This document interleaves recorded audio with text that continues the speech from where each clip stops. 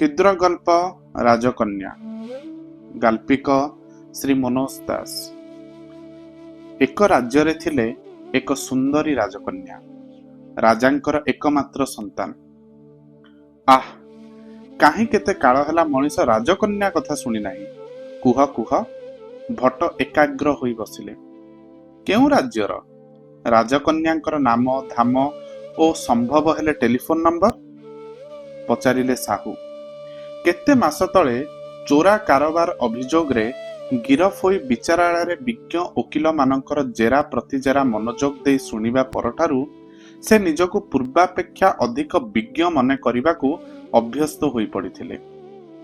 देख साहू, आम निज निज भितरे पुराणा जोको केतोटी निहाती महिला खतरा होई जिबारु ओ तमे माने निरोला गप सुनिबो बोली केते थर बासना प्रकाश करिबारु आजी एहाकू धरि नै आसिली। तमे जदि एमिति रसभंग करिवो तेबे मु कहिबी एहांकू आनी मु भूल करिछि। ये आज गरीब मास्टर टिए होई पारंती, किंतु मोर सहपाठी थिले। देखुना ये केडे भद्रलोक, निजे मद स्पर्श करू नाहांती, अतच आम मद्यप मानंकू सह्य करी गप करिबाकू राजी होइचंदी। राय धमक देले, चुप गरीब मास्टरे, तमे निजे कौन थिल? बंदर रे किराणटीए। मु आउ भट्ट तमको टाणी ओटारी शिल्पपति बनाई थिले पान चोबाइबारे ही जीवनर सबु शौक मेंटू थांता। 250 टंकिया बोतल जाबुड़ी धरी आम उपरे सरदारी करू थांत केउठू? मु राजकन्या नाम धाम बयस जानिबा को हकदार, जेहेतु जेहेतु जेहेतु मोर से सबु जानिबा दरकार। साउ विरक्त होई ग्लास रे अधिक मात्रा रे पानीय ढालिले। कौन दरकार कहिलो? राय जेरा कले। अरे कहिली परा दरकार। राजकन्या माने एकदा मोर बड़ अंतरंग थिले। मु सेमानंकु केते भल पाउथिली। साउ पिउ पिउ उत्तर देले ओ सल्लज्ज भाबरे कहिले, सेमाने भी मते। काहे तमे केउ राज्यर राजकन्या को जानिथिबा कथा तो आमे जानुना? राय पुणी जरा कले। अरे मु परी कथार राजकन्या मानक कथा कहूची। काहे केते काळ हेला सेमानक खबर पाइ नै, पचारिबि नाही? साउ चित्कार कले एवं तथापि विरक्तर अवसान न हेबारु कहिले, गल्प कहिबा पई मास्टर टिए धरि आनिछि जे ताको पियाई आसे नाही। से न पीबा जोगु मु अवश्य लज्जित, किंतु से खाली मास्टर नुहंती, किताब भी लेखंती। गप कही अभिनय करी आमको मंत्रमुग्ध करी रखुतिले। जेतेबेले गप सुनिबार अवसर थिला, जेतेबेले तम मानक पालरे पड़ी सबु स्वप्न हराई नथिली। अच्छा साहू, तमे कोन तुच्छा मानविकतार उद्बुद्ध होई मते किराणी रु उठाई लक्षपति कल? तम समुद्र सेपारी माटी तलिया कारोबार मो बिना चली थांता। किंतु साहू न सुनेला भली कहिले, पी आसे नहीं, आसुथिले राजकन्या को आहुरी केते सुंदर रूप देखि थांते। पुणी लोकटार गोटे बोली आखि। आज्ञा, राजकन्या भी प्रथमे मोर गोटे बोली आखि देखि ताश्चर्य करिथिले। कथक धीर भाबरे कहिले मृदु हसी। गिलास ओठ पाखको नेउ नेउ स्तब्ध होई रहिगले साहू। तापरे गिलास टेबुल उपरे थोई देई पचारले, माने आपण खोसे राजकन्या जानिथिले? कथक उत्तर न देई कहि चलिले, सुंदरी राजकन्या थिले जेमिति बुद्धिमती सेमिति गुणवती, किंतु से थिले भयानक खामखियाली और जिदखोर। हाँ, से माने सेमिति होई थांती। उदाहरण स्वरूप उदाहरणटा वर्तमान मने पड़ू ना। चुप कर।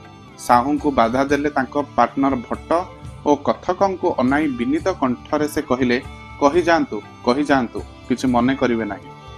कहि चलिले कथक। राजा चाहुथिले राजकन्यांकर विवाह देबा पई, किंतु राजकन्यांकर अपूर्व जिद तांकर जेकोनोसे 3टी प्रश्नर उत्तर जे देई परिबो अथवा तांको बराद मुताबक काम करि परिबो, से ताकू विवाह हेबे। आउ तांको प्रश्न बा बराद मात्रे थिला एमंत उद्भट जे तांको परीक्षा रे उतुरिबा थिला असंभव। दृष्टांत स्वरूप जनेक पृथुलाकाय राजपुरुषंकु से बराद देले, वर्षे काल निरोला असरपा मान आहार करी जदि से अपेक्षा करिवे, तेबे से तांको पानी ग्रहण करिवे। आउ जने बिचारा राजांको कथा सुनंतु। तांको तृतीय पत्नींकर सद्य वियोग होइथाय। राजा बापुडा से दुखरे कांदी कांदी राजकन्या को विवाह करिबा को आसंते। तांको बराद हेला, सप्ताह काल जदि निरविच्छिन्न अटहास्य करिपारिबो, तम प्रस्ताव गृहीत हेबो। दले पेचक बादन विचारक आगरे राजा अटहास्य आरंभ कले, କିନ୍ତୁ ସେଇଟା କେତେ କାଠିକର ତଥା ଅପମାନଜନକ। ପ୍ରାୟ 1 ଘଣ୍ଟା ଅନ୍ତେ ତାହା ହୃଦୟଙ୍ଗମ କରି ସେ ତୃତୀୟ ପତ୍ନୀଙ୍କ ସ୍ମୃତିରେ ପୁନରପି କାନ୍ଦିବାରେ ମନୋନିବାସ କଲେ ଓ ବିଦାୟ ନେଲେ। ଏମିତି ଭାବରେ ରାଜକନ୍ୟା ଶତାଧିକ ରାଜକୀୟ ଓ ସମ୍ଭ୍ରାନ୍ତ ପ୍ରାର୍ଥୀଙ୍କୁ ସ୍ୱ ସ୍ୱ ନାକରେ କନ୍ଦାଇ ଛାଡ଼ିବା ଉତ୍ତାରୁ ମୁଁ ଯାଇ ରାଜାଙ୍କ ପାଖରେ ପହଞ୍ଚିଲି। କହିଲି, ହଜୁର, ମୁଁ ରାଜି। ରାଜା ଦାନ୍ତ କଡ଼ମଡ଼ କରି କହିଲେ, ଆରେ ବୁଦ୍ଧୁ, କିଏ ରାଜି ନୁହେଁ? ମୁଁ ବୁଝାଇଲି, ହଜୁର, ମୁଁ ପରୀକ୍ଷା ଦେବାକୁ ରାଜି। ରାଜା କହିଲେ, ଦେଖ ବାବୁ, ମୁଁ ବେଜାୟ ହାଲିଆ ହେଲିଣି। ଜଣେ ପରେ ଜଣେ ବିଛା କାମୁଡ଼ା ଖାଇଲା ଭଳି ମୁହଁ କରି ଫେରିବେ। ଭଦ୍ରତା ଖାତିରେ ମୁଁ ଗୁଡ଼ାଏ ସାନ୍ତ୍ୱନା ଆଉ ବାଟ ଖର୍ଚ୍ଚ ଦେଇ ଚାଲିଥିବି। ଏମିତି ଚଳିବ ନାହିଁ। ଏଥର ଯିଏ ଝିଅ ପାଖରେ ହାରିବ ସେ କାରାଗାରରେ 1-2 ବର୍ଷ ବିଶ୍ରାମ କରିବ। ରାଜି? ରାଜି, ମୁଁ କହିଲି। କିନ୍ତୁ ଯଦି ରାଜକନ୍ୟାଙ୍କୁ ହରାଇଦେବି ତେବେ? ତେବେ ତ ତମେ ତାଙ୍କୁ ବିବାହ କରିବ। ରାଜା କହିଲେ, ହଜୁର, ସେ କଥା ତ ଜଣା, କିନ୍ତୁ ଆପଣ ଯେତେବେଳେ ପରାଜିତ ମାନଙ୍କ ସକାଶେ ବର୍ତ୍ତମାନଠୁ ଏକ ନୂଆ ନିୟମ କଲେ, ତା ସହିତ ଭାରସାମ୍ୟ ରଖିବା ପାଇଁ ଭାବି ବିଜୟୀ ସକାଶେ ଏକ ନୂଆ ପ୍ରତିଶ୍ରୁତି ଦେବା ଦରକାର। ମୁଁ କହିଲି, କଣ ମତଲବ? ତମେ ଜୟୀ ହେଲେ ରାଜା ହେବ, ଏଇଆ? ରାଜା ବିରକ୍ତି ଭରା କଣ୍ଠରେ ପଚାରିଲେ। ନା ହଜୁର, ଆପାତତଃ ମତେ ଏତିକି ପ୍ରତିଶ୍ରୁତି ଦିଅନ୍ତୁ, ମୁଁ ଯଦି ରାଜକନ୍ୟାଙ୍କୁ ହରାଇ ପାରେ ତେବେ ମୋର ଯେକୌଣସି ଏକ ସର୍ତ୍ତ ଆପଣ ପୂରଣ କରିବେ। ମୁଁ କହିଲି, ହେଲା। ରାଜା ଜବାବ ଦେଲେ। ଅତଃପର ମତେ ନବର ଅଭ୍ୟନ୍ତରସ୍ଥ ଉଦ୍ୟାନକୁ ନିଆହେଲା। ମୋ ଦୁର୍ବୁଦ୍ଧିରେ ଆକୃଷ୍ଟ ହୋଇ ସ୍ୱୟଂ ରାଜା ବି ମୋ ସହିତ ଚାଲିଲେ। ରାଜା ଚାଲିବାରୁ ପାରିଷଦ ବର୍ଗ ବି ଚାଲିଲେ। ରାଜକନ୍ୟା କେତୋଟି ମୟୂର ଖେଳାଉଥିଲେ। ମତେ ଦେଖି ସଖୀମାନଙ୍କୁ କହିଲେ, ମୟୂର ଖେଳ ଥାଉ, ମାଙ୍କଡ଼ ଖେଳାଇବା ଆସ। ମୁଁ ସେତକ ଅପମାନ ହଜମ କରିନେଲି। ଭଲ କଲ।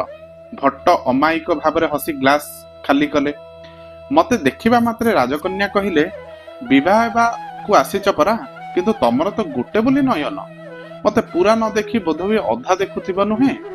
ମୁଁ କହିଲି, ବିପରୀତଟା ହିଁ ସତ୍ୟ। ତମେ ଯୋଡ଼ିଏ ଆଖିରେ ଯେତିକି ଦେଖିପାରୁଛ, ମୁଁ ଗୋଟାକରେ ତାର 2 ଗୁଣ ଦେଖିପାରୁଛି। ରାଜକୁମାରୀ କ୍ରୁଦ୍ଧା ହୋଇ ଚିତ୍କାର କଲେ। କିପରି? କ୍ରୁଦ୍ଧା ନ ହୋଇ କଣ ତମକୁ ଆଉଁସି ପକାଇଥାନ୍ତେ? ସାହୁ ବି ଚିତ୍କାର କଲେ। ତମେ ରାଜକନ୍ୟା ସହ ଇଆର୍କି କରୁଥିଲ, ତମର ଏଡେ ବହପ। କଥକ ଟିକେ ହସି ପୁଣି ଖିଅ ଧରିଲେ। ମୁଁ କହିଲି, ରାଜକନ୍ୟା, କିପରି ମୁଁ 2 ଗୁଣ ଦେଖିପାରୁଛି ସେ କଥା ବୁଝାଇଦେବି, କିନ୍ତୁ ଆପଣଙ୍କର 3ଟି ପ୍ରଶ୍ନରୁ ଏହା ପ୍ରଥମ ପ୍ରଶ୍ନ ବୋଲି ଗଣାଯିବ ତ? ବେଶ। ରାଜକନ୍ୟା ସମ୍ମତ ହେଲେ।